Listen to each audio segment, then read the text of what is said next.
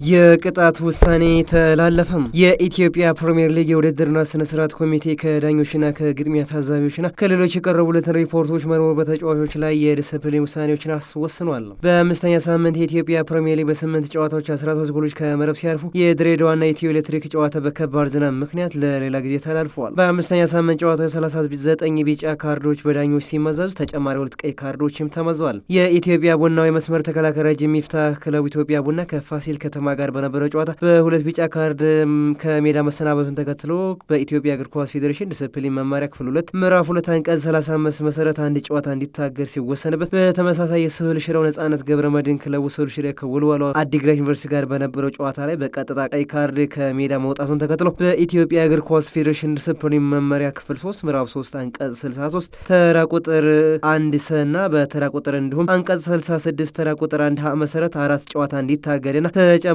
3000 ብር የገንዘብ ቅጣት እንዲቀጣ በውድድርና ስነ ስርዓት ኮሚቴው ተወስኗል። የኢትዮጵያ ፕሪሚየር ሊግ ኢትዮጵያ መድን በ48 ነጥብ ሊጉን ሲመራ፣ ኢትዮጵያ ቡና በ39 ሲከተል፣ ባህር ዳር ከተማና ወላይታ ዲቻ በ37 ነጥብ በግብ ክፍያ ተበላልጠው 3ኛና 4ኛ ደረጃ ላይ ተቀምጠዋል። ኮከብ ግብ አግቢነቱን አርባ ምንጩ አህመድ ሁሴንና የሐዋሳው አሊ ሱሊማን በኩል 10 ግቦች ሲመሩ፣ የኢትዮጵያ ቡናው አንተነህ ተፈራና የፋሲል ከተማው ጌታነህ ከበደ በ9 ግቦች ይከተላሉ።